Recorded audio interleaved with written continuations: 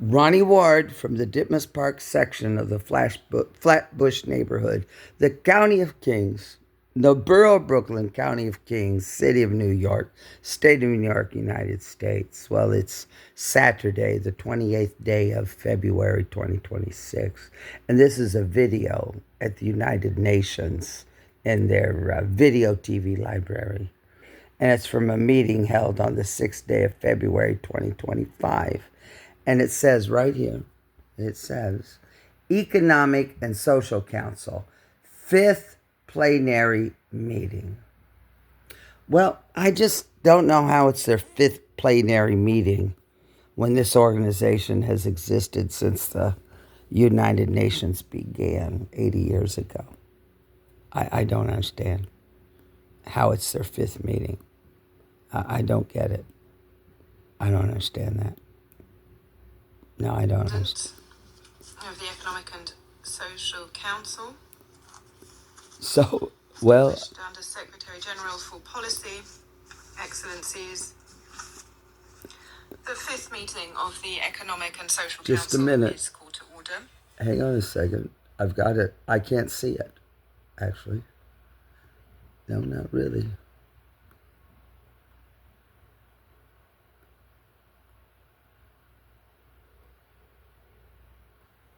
I've got to get it back to the beginning of it somehow. Yeah. There we go.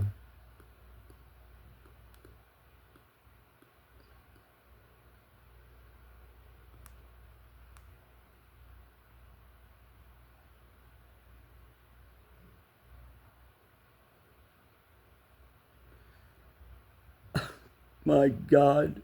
I don't know what just happened. I don't know where. This is not it. This isn't where I just was. No. It's not.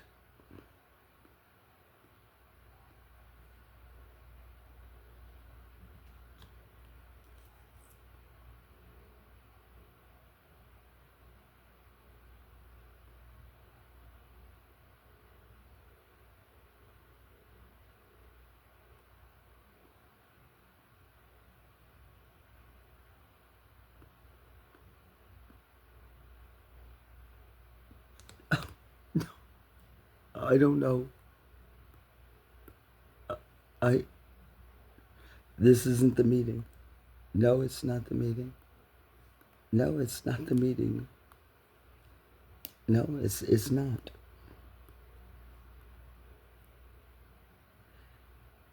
Fifth plenary meeting. Oh, this is it. No, this is it. But I got to get it back to the beginning. I have to get it back to the beginning. Of the Economic and Social Council. This segment. Okay.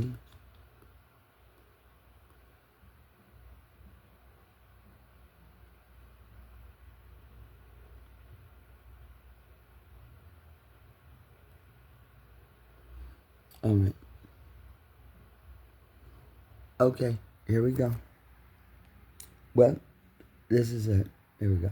Advancing sustainable, inclusive, science and evidence-based solutions for the 2030 Agenda and its Sustainable Development Goals for Leaving No One Behind. 5 to 7 February 2025.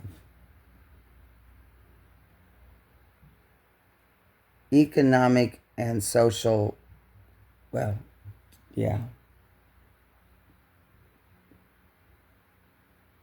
Here we go. Muy buenos días.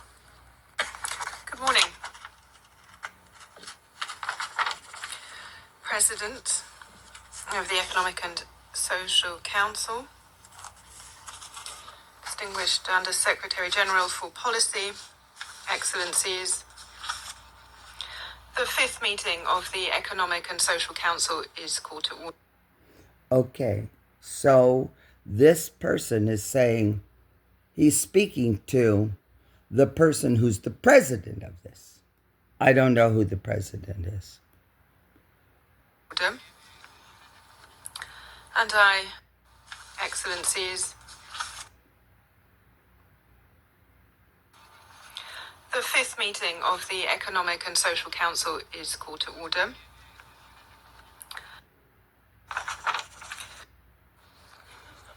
I don't know where they're meeting. I guess at the United Nations in New York. Good morning. President of the Economic and Social Council,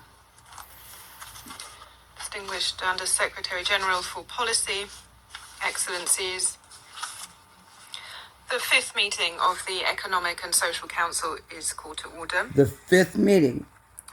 And I declare open the coordination segment at its 2025 session. Excellencies, distinguished delegates, I invite the Council to turn to item 8 on its agenda. So he's chairing the meeting, I guess? Allow me to deliver I don't know some who he opening is. remarks. President of the Economic and Social Council, Under Secretary General for Policy, Excellencies, distinguished participants, distinguished delegates. I am honoured to welcome you to the 2025 coordination segment of the Economic and Social Council. This segment provides an important platform to coordinate our collective efforts to address the pressing global challenges of our time and drive for concerted action by the international community on the Sustainable Development Goals. As we approach the 2030 deadline for these goals, we find ourselves at a pivotal moment. The world is undergoing profound transformation, driven by rapid technological advancements, accelerating environmental crises.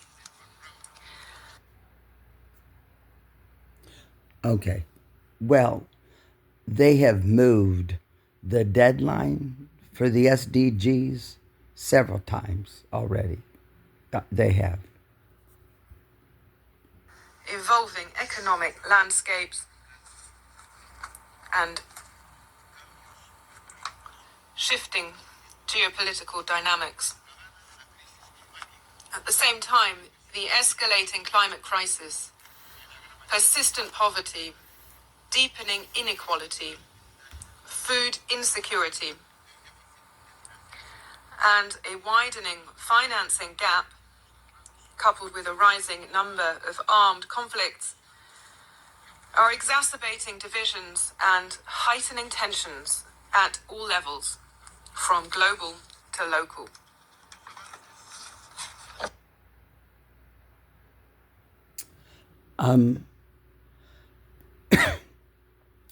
The most obvious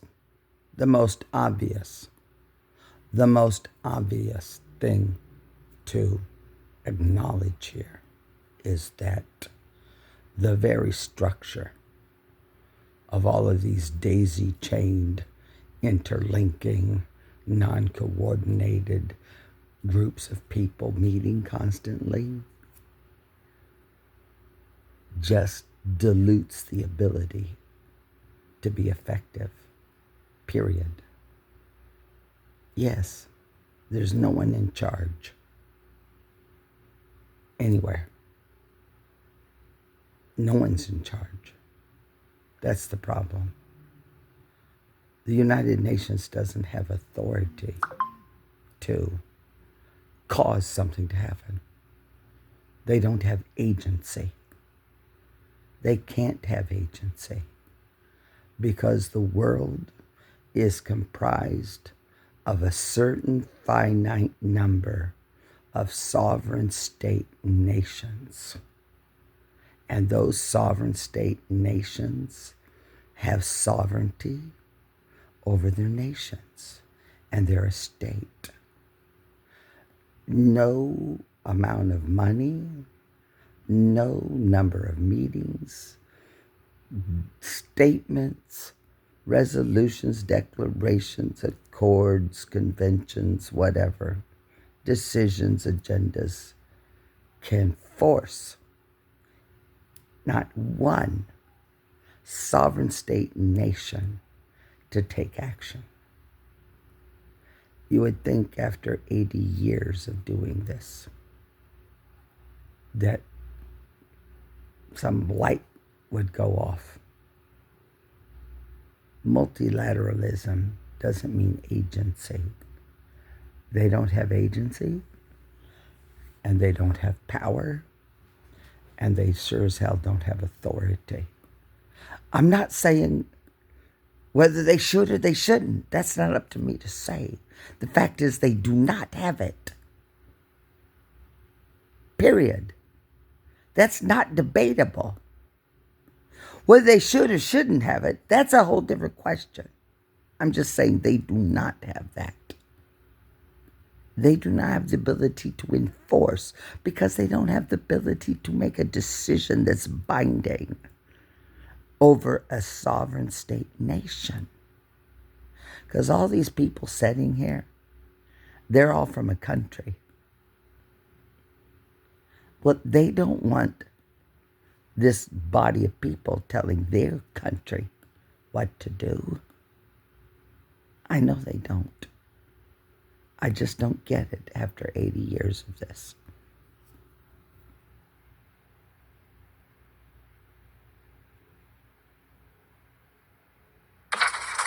Progress on the SDGs has stagnated or even reversed course, with only 17% of assessed targets on track for achievement by 2030. We cannot afford to let this trend continue. Excellencies, ladies and gentlemen, this moment calls for reinvigorated commitment and solidarity, strengthened multilateral cooperation and decisive action. The world possesses the wealth, the knowledge, and the technological capacity to meet the Sustainable Development Goals. What is required now is the collective will into achievements. Oh my God. This is not a moment for resignation. Minister, and also going to sign the host agreement. Oh my God. Tomorrow with the government.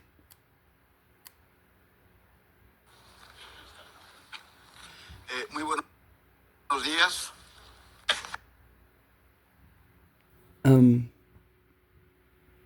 The world has the wealth and the technology. The world, there's not a world sovereign to appeal to.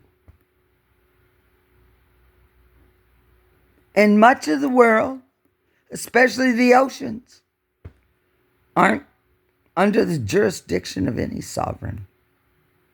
That's 70% of the surface of the earth.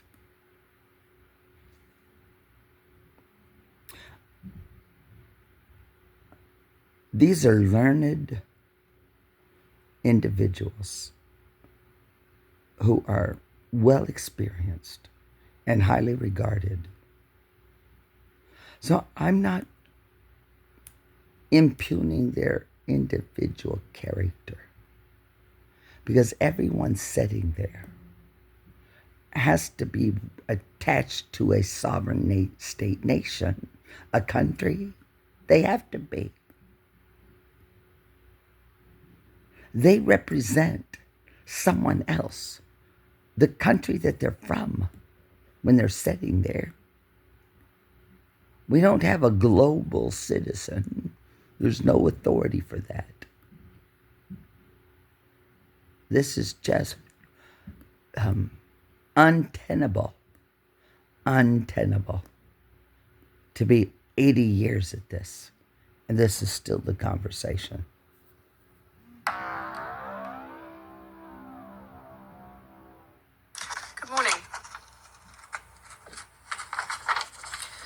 President of the Economic and Social Council, distinguished Under Secretary General for Policy, Excellencies, the fifth meeting of the Economic and Social Council is called to order, and I declare open the coordination segment at its 2025 session. Excellencies, distinguished delegates, I invite the Council to turn to item 8 on its agenda.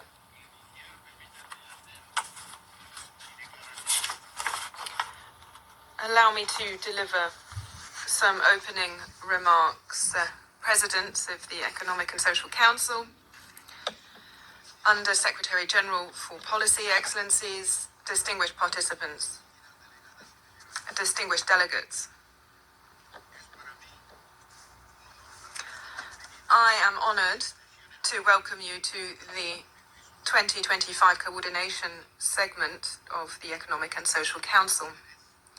This segment provides an important platform to coordinate our collective efforts to address the pressing global challenges of our time and drive for concerted action by the international community on the Sustainable Development Goals. As we approach the 2030 deadline for these goals, we find ourselves at a pivotal moment. The world is undergoing profound transformation, driven by rapid technological advancements, accelerating environmental crises, evolving economic landscapes, and shifting geopolitical dynamics. At the same time, the escalating climate crisis, persistent poverty, deepening inequality, food insecurity, and a widening financing gap, coupled with a rising number of armed conflicts, are exacerbating divisions and heightening tensions at all levels, from global to local.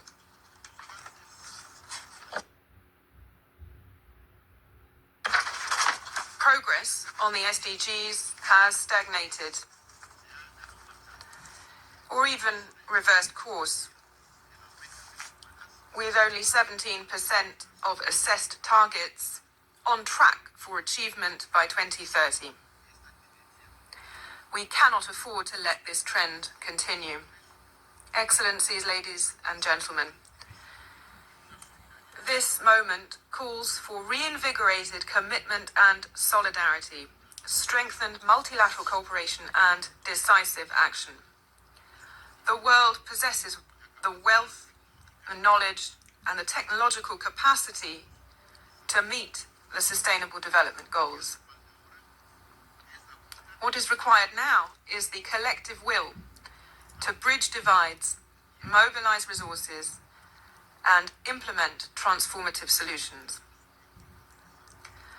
Achieving the SDGs requires coordinated action across governments, the private sector, civil society, and international organizations.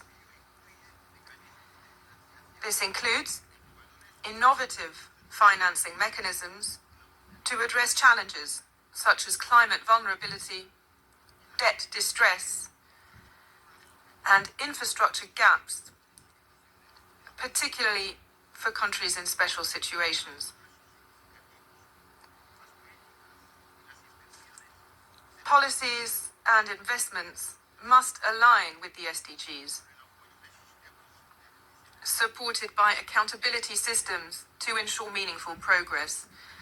It is also crucial to ensure that all levels of governance and stakeholders are actively engaged, fostering inclusive, participatory, and transparent decision-making processes that reflect and respond to the diverse needs and aspirations of people everywhere.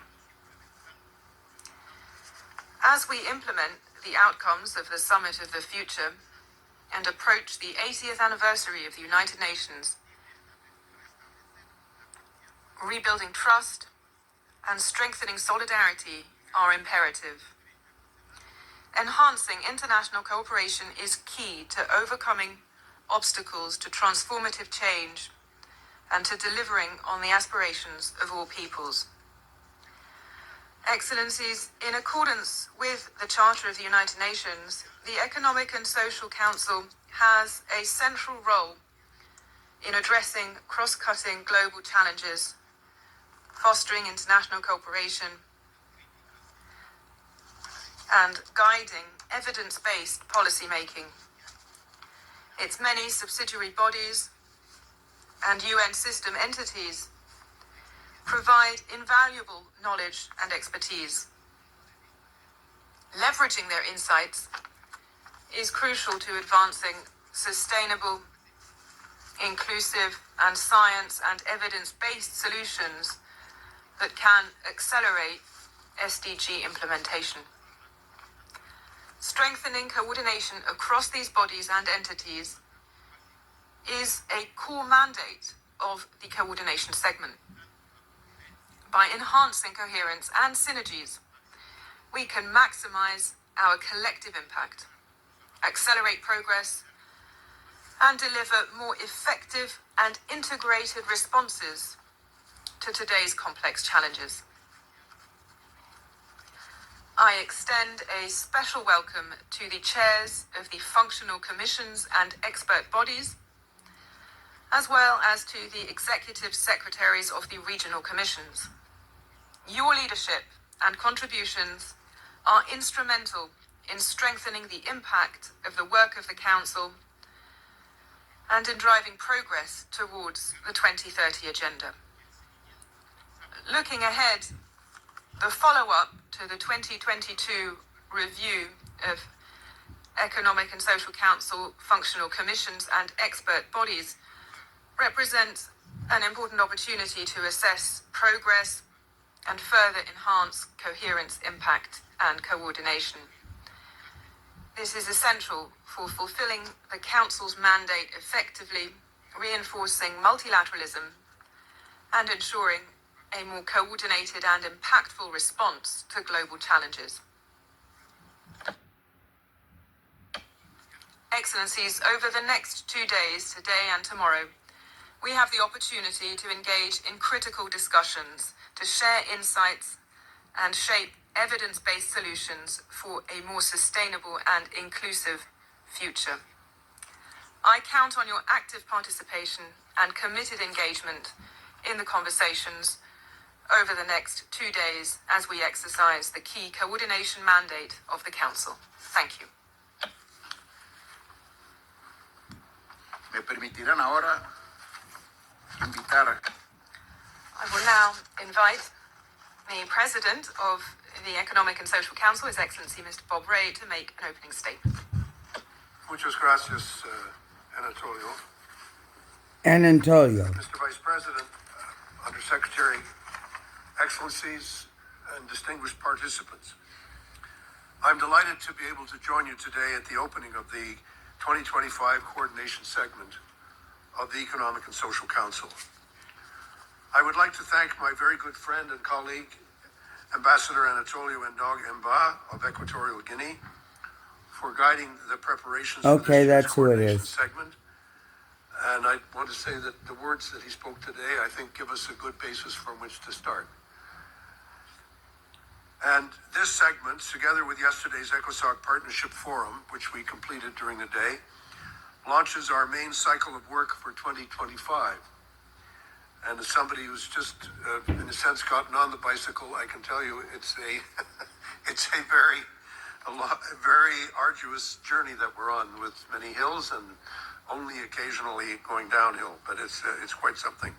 I'd like to extend a warm welcome to the chairs of the functional commissions and the expert bodies of the Council, the executive secretaries of regional commissions, and the heads of UN system entities who are joining us today. Excellencies, your discussions over the next couple of days will be an important opportunity for all of us, for the UN system, for member states, for stakeholders to discuss how we can ensure more effective coordination between the ECOSOC and its vast subsidiary machinery, as well as with the entire UN system, so that our collective efforts to realize the 2030 Agenda for Sustainable Development can be successful. I'm going to say something now which is not in my text.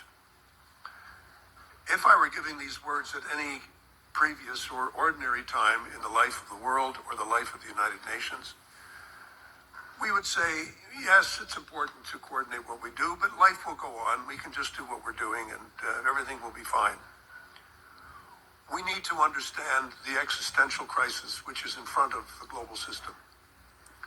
And we need to understand that it's going to require an extraordinary effort on all of our parts to ensure that the system keeps working for the billions of people who live in the world.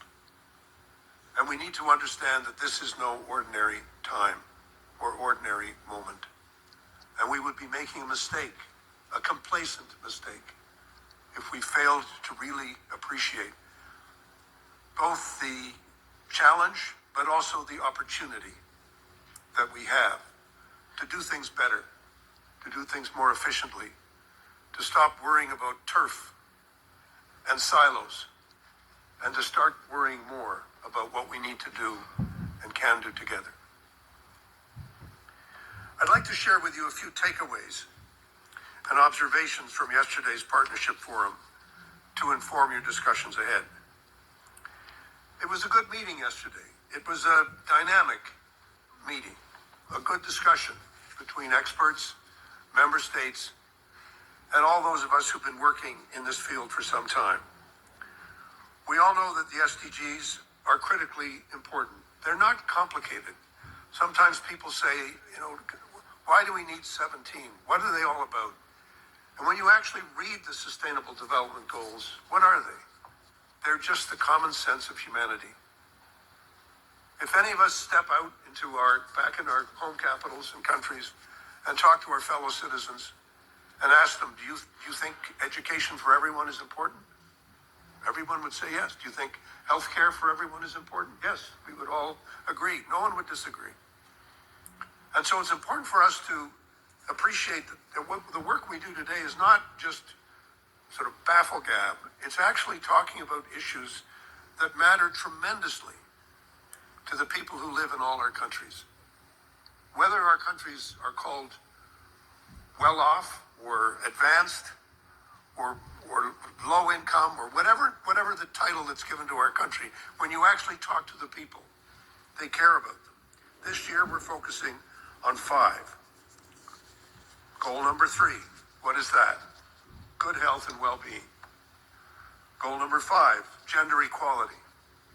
Goal number 8, decent work, strong economies. Goal number 14, life below water. Well, we're going to learn a lot about life below water soon if we're not careful. And goal 17, on the need for partnerships. And the discussions yesterday, because it was the Partnership Forum, of course focused all of them on goal number 17. How do we build the partnerships that allow us to work? The partnerships between countries, between member states, the partnerships between all of the different institutions that we've built and have created over the last, not just 80 years, but in the case of the ILO, with which Mr. Ryder is very familiar, over 100 years. We've had an organization, the ILO, which has been working to try to create decent working conditions for people around the world.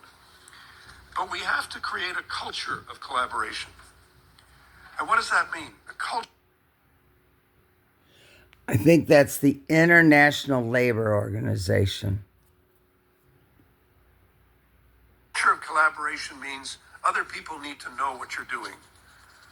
The biggest mistake we make in communication is assuming that it's already happened. Other people don't know what we're doing. We have to tell them. We have to talk about it. We have to describe it. We have to share it. And we have to build connections that can translate into tangible results. This is a house of speeches. But what really matters to people is outcomes, is results. And that, I think, is something that the whole world is looking for. What are the results of what we're doing? What are we achieving? What difference have we made? And it's not enough for us to say, well, this is the way we've always done it, or this is the way it's always been. We now realize and know that we have to do things differently in order to survive, in order to do the job that we're set out to do. He said it's an existential threat. I heard yesterday from speakers, it took me back to my political life, but I heard from speakers from local communities, from civil society organizations, from indigenous peoples, from young people, from women and men, and people from all over who were talking about what do the goals mean to them and to their vision of the future. And we had many very good examples of successful partnerships, because one of the things that really bugs me is when we all focus on what's wrong and we never focus on what's right and what have we done that's been good and how can we build on it. We don't motivate people by telling everybody what's wrong. We motivate people by telling people how we can do better together. That's how we motivate people. And we have to keep on trying to do that. So there were many good examples of successful partnerships. For example, I'm just listing a few that we heard about yesterday. The Spotlight Initiative, which is a really significant initiative of the UN, which has protected over 21 million girls and women from gender-based violence. The Global Ghost Gear Initiative, engaging over 130 stakeholders to tackle abandoned fishing gear to reduce marine pollution. A very practical thing. How do we make sure that we're not leaving all our junk behind in the water and then killing all the life that lives underwater? Let's deal with that. The Infrastructure for Resilient Island States, known as IRIS, which is now carrying out 50 projects to strengthen infrastructure and resilience against climate and disaster risks. And I would give you one example. Bangladesh. My colleague, Bangladesh is here. Bangladesh has reduced dramatically the number of people killed during deadly cyclones. And they've done that by building up an infrastructure that will, in fact, allow people to live and survive. And that's just one example where we can, in fact, make a difference in saving lives if we do things together. The Great Blue Wall Initiative, an effort to protect 2 million square kilometers of marine areas, restore 2 million hectares of ecosystems, create 2 million blue jobs, and sequester 100 million tons of CO2 by 2030.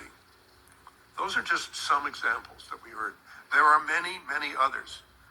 But we need to spend as much time celebrating where we have succeeded as we do bemoaning our failures. We have all failed, me included. But we all have to learn how to get up again and figure out how to fix things and do it right and do it better.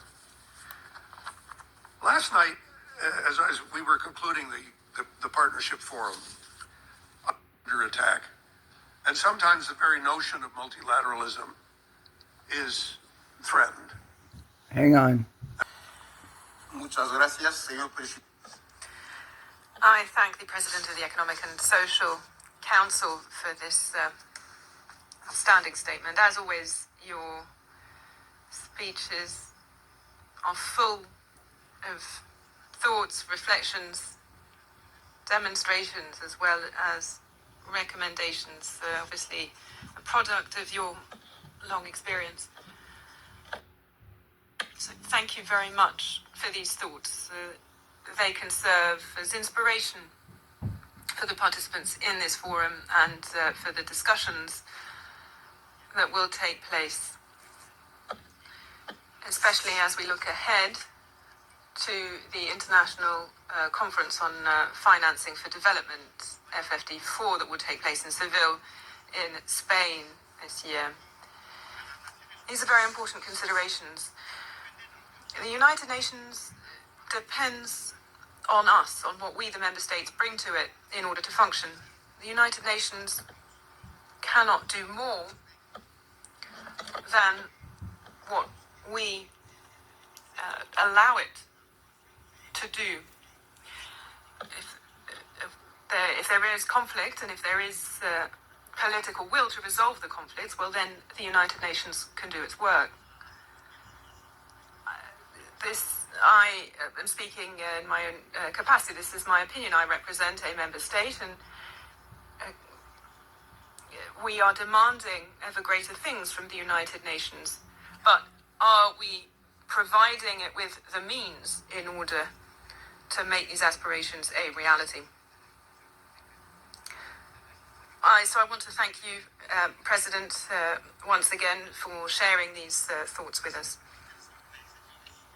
And now, ladies and gentlemen, I would like to invite the Under-Secretary General for Policy, Mr. Guy Ryder, to deliver an opening statement on behalf of the Secretary General of the United Nations. You have the floor. Chair, Mr. Vice President of the Economic and Social Council, Ambassador Anatolio Ndongomba. Thank you, Mr. President of ECOSOC, Ambassador Bob Ray. Delegates, ladies and gentlemen, firstly, let me say how pleased I am to address you all on behalf of the Secretary General, the Deputy Secretary General, at this the opening session of this year's ECOSOC coordination segment. This is our opportunity for the United Nations system to come together, to assess progress made, but also to align strategies, strengthen collective efforts to achieve the Sustainable Development Goals. This coordination segment allows us all to ensure that the work of this coordination segment allows the Secretary General at this year's remaining until the 2030 deadline of the SDGs, our progress towards them, Mr. Vice President, you've already outlined this, are alarmingly off track. And the context of all of this, of course, is conflict in global financing.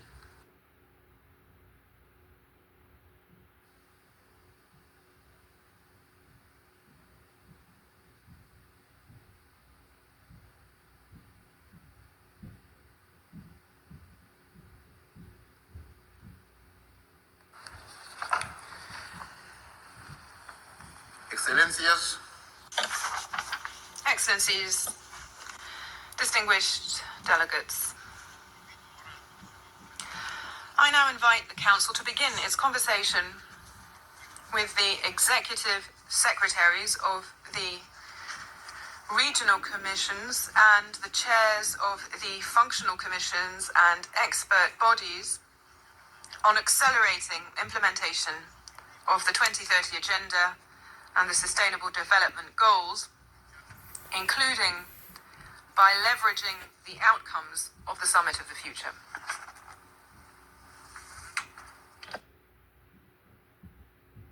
At this session, we will highlight the important contributions of the Economic and Social Council's subsidiary bodies in supporting member states in achieving the 2030 Agenda, and how the outcomes of the Summit of the Future can further accelerate these efforts. I am pleased to welcome our distinguished panelists for this discussion, and I also welcome the moderator, Ms. Min Thu Pham, co-founder of Project Starling, non-resident scholar at the Carnegie Endowment for International Peace and lecturer at the School of Public and International Affairs at Princeton University. And she will conduct the panel. I look forward to an open, constructive, and productive exchange of views.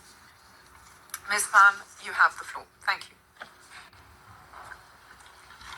Today to moderate this ECOSOC coordination segment. The purpose of this segment, as you heard earlier from the president of ECOSOC, is to look at how do we ensure that the system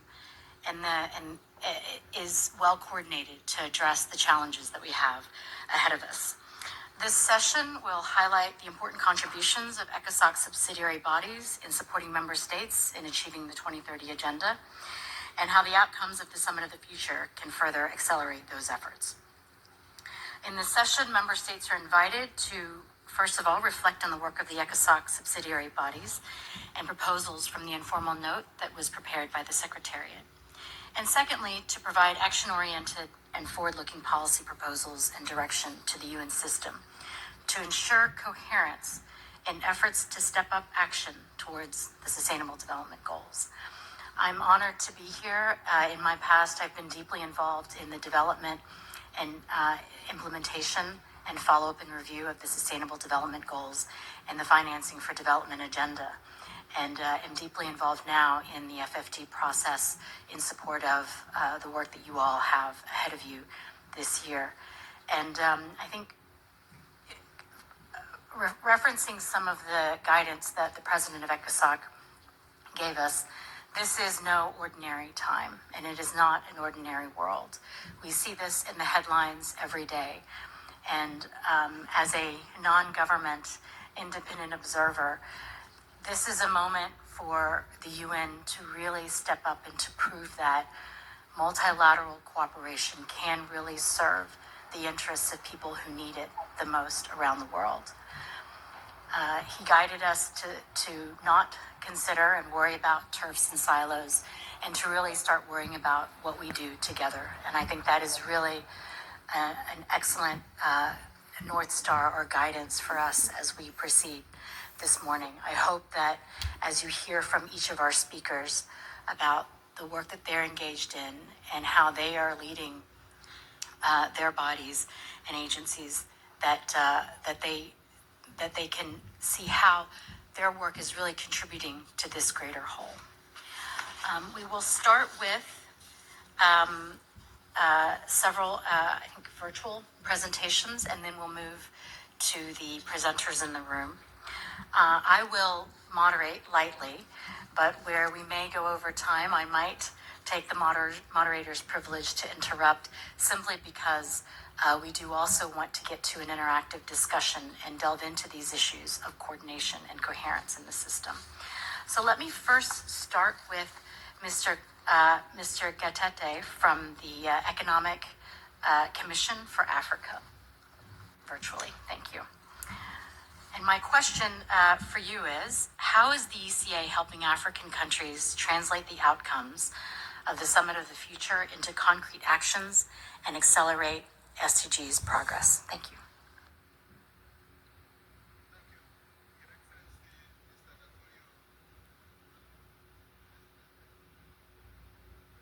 I think you're on mute. Let's just hang on one second. Can Okay. you hear me? Yes, now we can hear you. Please, go ahead. Yeah, thank you very much. Your Excellency, Mr. Anatolio Ndongba, Vice President of ECOSOC, and my good friend, Clever colleagues. Gatiat. I thank you for this opportunity to share how the ECA is working with African countries to implement the outcomes of the Summit of the Future and fast-track progress towards Sustainable Development Goals. I'm now here in Kampala, Uganda, where I met yesterday with the President and the Prime Minister, and also going to sign the host agreement tomorrow with the government for the hosting of the Africa Regional Forum for Sustainable Development in April this year. A defining chapter in Africa's history is unfolding, and the Summit of the Future has provided a timely, renewed global compact that acknowledges the urgency of our development challenges and reaffirms multilateralism. But commitments alone will not transform Africa's economies, create jobs for the youth, or lift millions out of poverty. The real challenge is how we translate these commitments into action. The Economic Commission for Africa's priority is to bridge the summit's global commitments with Africa's urgent needs. We are doing so through three key interventions, among many others. The first is reforming the global financial architecture. Africa is not short of ambition. It is, however, short of affordable financing. Despite economic potential, African nations struggle with access to long-term capital. In 2024 alone, Africa spent $163 billion servicing debts, resources that could have gone into education, healthcare, and climate adaptation, among others. To address this, the ECA, through the Africa High-Level Working Group, I just can simply say, then don't borrow the money and take control of your natural resources in your countries on the African continent, and don't allow other nations, states, or corporations to come in and harvest your resources without proper supervision, and make sure that you get your share. They're your resources.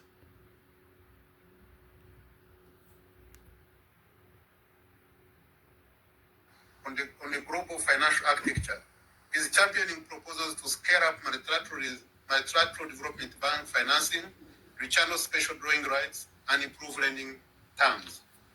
We are also pushing for a workable system that gives African nations the fiscal space they need to invest in their people and the future. The second is unlocking innovative financing to bridge the investment gap. We know that Africa's development must be financed, but we cannot rely solely on traditional debt and aid.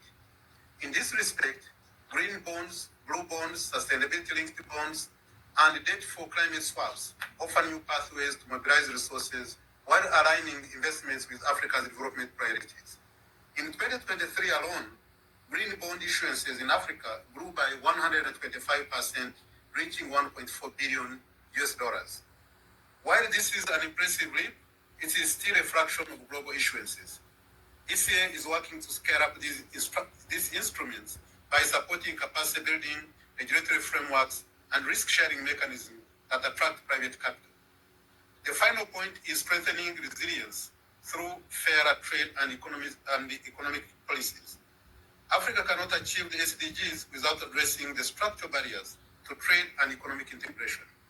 For this reason, the ECA is working to support the implementation of the African Continental Free Trade Area, which we believe is a game changer for intra-Africa trade and industrialization. The Africa we want requires that we harmonize trade policies, reduce tariffs, and ensure that African economies capture greater value from their resources. Alongside this, we are also advocating for global trade rules and remove unfair subsidies, tariffs, and non-tariff barriers that disadvantage African exports. As I conclude, I wish to reiterate that the ECA's commitment to implement the outcomes of the Summit of the Future to ensure that Africa meets the SDGs and emerges as a model of sustainable and inclusive development. I thank you. Thank you so much, Mr. Gatete. I was just in Lusaka last week, and African leadership has been clearly demonstrated, especially on this financing agenda, and I am grateful to hear that the ECA is in support. Thank you for that. Next, we'll go to Ms. Laura Crasino-Tatu, who is the chair of the Committee on Economic, Social, and Cultural Rights in its 76th and 77th sessions. Can you tell us, how does your committee strengthening the intersection of human rights and the achievement of the SDGs and the Pact for the Future? Thank you. Thank you very much, Chairperson, Excellencies, distinguished delegates. It is Laura an honor Maria. and a privilege for me to address you in my capacity as chair of the Committee on Economic, Social, and Cultural Laura Rights. Maria This opportunity. Kwakunenen I will focus today, in order to answer to your questions, on some key aspects of our work and on the ways in which this relate to the progress towards the achievement of the SDGs. As noted by the Secretary General, progress over 1/3 of the SDG targets has stalled and or regressed, and only 17% of the targets are on track as for the 2030 timeframe. Thus, the need for greater commitment to the achievement and maintenance of the SDGs appears to be clearer than ever. The role of the committee's work, alike the work of the other human rights treaty bodies, appear as paramount in the condition in which the Secretary General has called for a surge in their implementation through effective partnerships, international cooperation, and increased commitment to human rights. The Leave No One Behind principle, which stands at the core of the 2030 Agenda, highlights the commitment of all UN members to eradicate poverty and to reduce the vulnerabilities that increase social disparities. This principle expresses the very essence of the International Covenant on Economic, Social, and Cultural Rights. In its commitment to the effective implementation of the agenda, the committee has adopted a substantive statement on the pledge to leave no affected the progress. Laura Cross And members, including observations of the committee, education. The Permanent Forum on Indigenous Issues, we are beginning to work with the Statistical Commission on the question of unique identifier for cities, essential for supporting the SDGs localization agenda by fostering the availability of data at the local level. Excellencies, dear colleagues, we look forward to sharing more of our work with you, and we are available for the follow-up plans for later this year. As a building regulatory frameworks and risk-sharing mechanisms that attract private capital. The final point is strengthening an economic integration. For this reason, Eminence given to the need for adequate and sustainable policies are in place to support transitions to a digital sustainable future. And to the last important what I would like to say is that at the same time we must strengthen social resilience as an emerging priority. And this is the emerging issue for this year's social CSOC meeting. All aspects of what we call the social resilience as a part of the accelerating the implementation of the. Ms. Ibrahim, what's one thing that ECOSOC can do to better integrate Indigenous knowledge, priorities, and rights to the 2030 Agenda and the Pact for the Future? Thank you. Thank you very much, moderator, and hi, everyone. Thank you for the opportunity to speak in my capacity of the chair of the UN Permanent Forum on Indigenous Issues.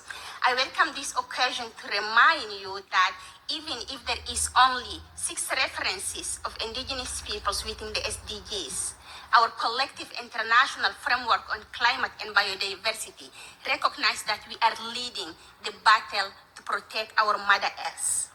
As indigenous peoples, we faced multiple crises over the last 5 years, as many of you, of course. But within the growing emissions, we have seen the climate impact hit harder our savannas, iceland, glaciers, all. And numerous activities that depend on need, including our traditional knowledge, traditional medicine, food security, fresh water, are impacted. Extractive activities, including fossil fuel and the critical minerals, are tremendously impacting the indigenous land and increase violence to the indigenous protectors of the land. But as well, indigenous are not only a victim. We don't want it to be seen like that. We are a solution because we do have our ancestral knowledge that can help to better partners and boost all our collective.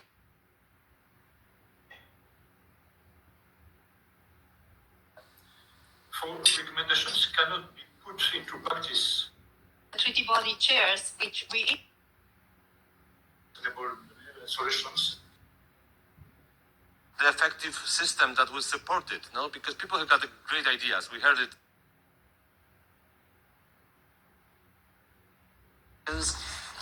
Which must also be taken into consideration in other UN processes, such as the upcoming International Conference on Financing for Development.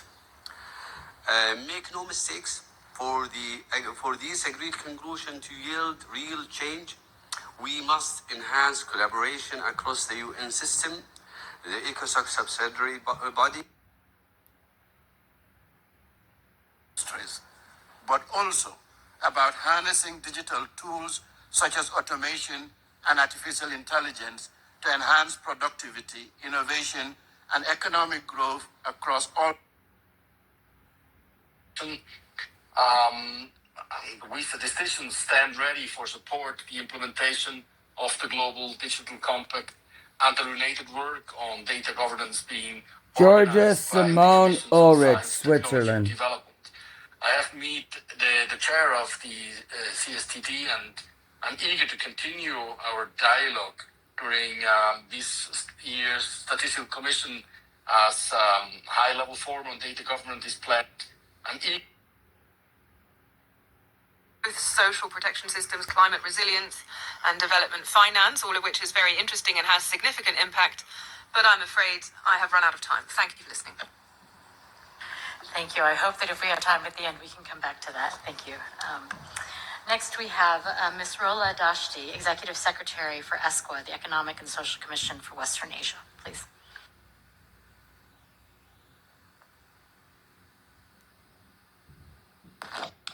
Thank you, Madam Moderator. The Arab region, as you are aware, is facing tough times, conflicts, climate shocks, economic instability, widening inequalities, and rising debt are putting immense pressure on the region's governments, economies, and people's daily lives. These challenges are slowing down SDG.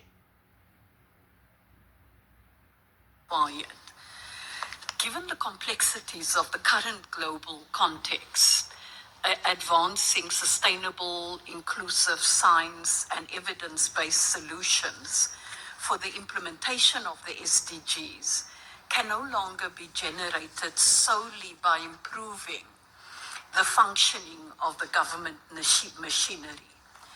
New governance and institutional perspectives that integrates, firstly, an understanding of the evolving global context and its influence on societies, with, secondly, government actions and capacities to stay the course towards achieving the SDGs by 2030 need to be further elaborated and tested.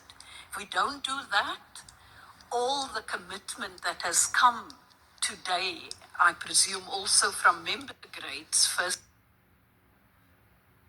and especially sustainability reporting standards, is at the core of achieving these goals. They play a crucial role in measuring and reporting progress towards these goals. These standards ensure that the information reported by organizations are accurate, consistent, and comparable across. To continue investing in sustainable development, the SDG stimulus reforms to enhance the lending capacity of multilateral development. The society, environment, and the economy. There is a need for further convergence and harmonization of these various standards. Therefore, ISA working with various standard setters towards a global convergence which will enhance the comprehensive and effective tracking of SDG progress. The second, challenge is implementation challenges. For many countries, especially those with weaker accounting and reporting ecosystems, we continue to offer technical assistance, build capacity to produce high-quality sustainability reports. The third issue is on proportional reporting obligations for MSME. And the way we come in is to ensure that small and medium enterprises face reporting obligations such as the large companies as well. ISA has achieved a great consensus in this area, ensuring proportionality in the application. Madam Moderator, UNCTAD ISA has facilitated the creation of regional partnership for the promotion of sustainability and SDGs.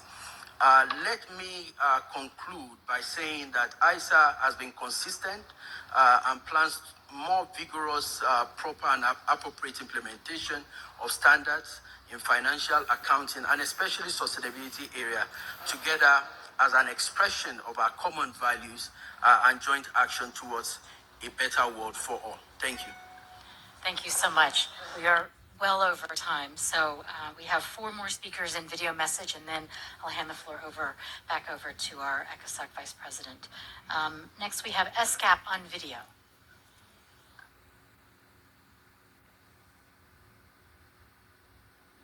SCAP.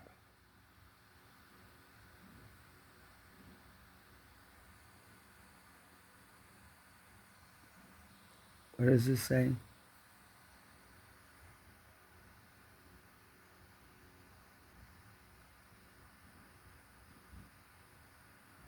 ESCAP. And gentlemen, the Asia Pacific region has made remarkable strides in reducing Armida and driving economic Salacia. growth over the past decades. Millions of people have been lifted out of extreme poverty. Home to 14 least developed countries in 2000, there will be only 5 LDCs remaining by the end of this decade. Yet, the success story of this region is tempered by complex and growing risk. Inequality is widening. The achievement of many SDGs remains a challenge. Mounting debt burdens, escalating geopolitical instability, and a worsening climate crisis threaten to derail our collective aspirations. The need for transformative change is therefore urgent.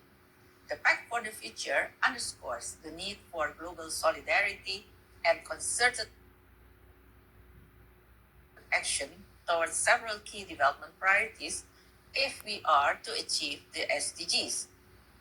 For the Asia Pacific region,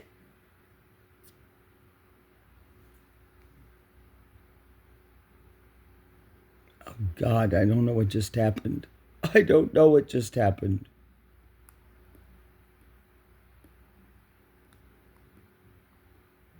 I don't want to share it.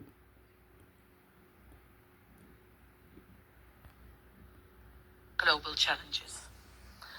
Understanding precedes action, and geospatial information provides the critical knowledge needed to determine where to act. Geospatial is a foundation for evidence-based decisions by grounding decisions and actions in science and spatially intelligent data. The 2030 Agenda for Sustainable Development emphasizes the need for availability and accessibility of high-quality, timely, and reliable data, including data disaggregated by geographic location. The Committee of Experts developed its United Nations Integrated Geospatial Information Framework for that reason. The framework provides guidance for a holistic approach on governance, technology, and people for enhancing geospatial information management, arrangements to address national economical, social, and environmental priorities. The Committee of Experts is intensifying its efforts to implement this overarching framework through country-level action plans. The committee efforts are also supported by the activities of the UN Geospatial Network, its interagency mechanism comprising 42 entities of the UN system.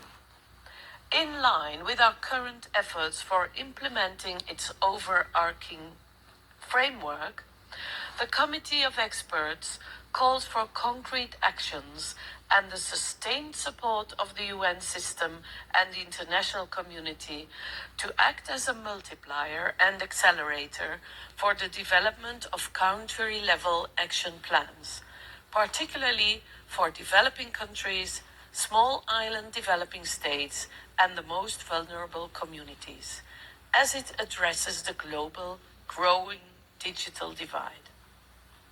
The Global Digital Compact emphasizes the need for national public digital infrastructure, of which geospatial information is a critical component, an enabler to realize an integrated whole-of-government services approach that contributes to economic growth, national security, social development, environmental sustainability, national prosperity, and the Sustainable Development Goals.